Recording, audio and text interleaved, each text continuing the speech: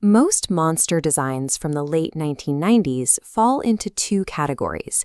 They are either fire-breathing dragons or rounded, colorful mascots. Drowzee fits neither. It stands on two legs with a heavy, drooping gaze and a long, flexible snout. Its body is divided by a sharp, wavy line between a yellow upper half and a brown lower half, giving it the appearance of a creature in a permanent state of lethargy. In battle, Drowzee relies on a specifically unsettling method of attack. It focuses its psychic energy to force opponents into a deep sleep, and while they are unconscious, it drains their life force to sustain its own.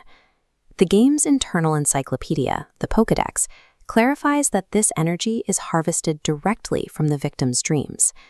Drowzee twitches its nose to smell what a person is dreaming about, then positions its snout over their nostrils to consume the contents.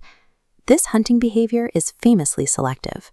The records state that Drowzee rarely bothers with the dreams of adults, preferring to hunt children because their dreams are much tastier. This macabre lore identifies Drowzee as something far older than a modern video game character. It is a digital carrier for a 600-year-old mythological tradition. In the code for Pokémon Fire Red and Pokémon Stadium, the game explicitly confirms this connection.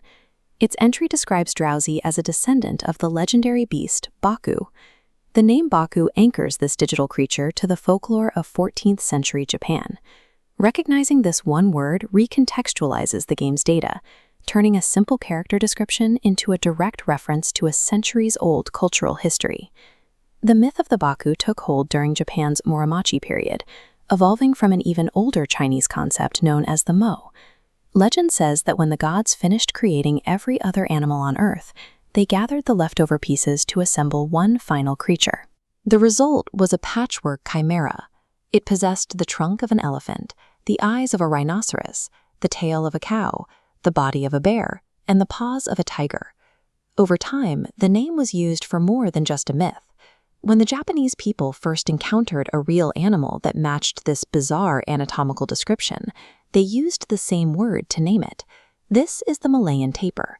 It inherited the myth's name because of its flexible snout and its starkly divided two-toned coat. Drowzee's physical appearance is a one-to-one recreation of this history, combining the patchwork features of the ancient chimera with the coloring of the real-world tapir. Beyond its physical shape, the Baku's legend is defined by its role as a spiritual guardian within the Japanese household. Families taught children a specific verbal ritual to use when they woke from a nightmare. They were told to call out 3 times, "Baku-san, come eat my dream," to summon the protector into the room. The ritual involved a significant risk. If the Baku was still hungry after consuming the nightmare, it would continue eating, devouring the child's hopes and desires, and leaving them an empty shell. Modern game mechanics replicate this high-stakes trade-off. Drowzee must first use the move Hypnosis to induce a dream state, followed by the move Dream Eater to drain the victim's life. By linking these two moves, the game successfully adapted an ancient psychological coping mechanism into a strategic digital battle system. In the early 20th century, the Baku took the form of small, tangible talismans. Intricately carved figures like this Metsuke provided a physical sense of security for children. Throughout the 1910s, Japanese children kept these protective amulets at their bedsides to ward off night terrors. While the physical form of these amulets has changed, the underlying psychological need remains. Plastic cartridges and backlit screens now occupy the space once held by carved wood.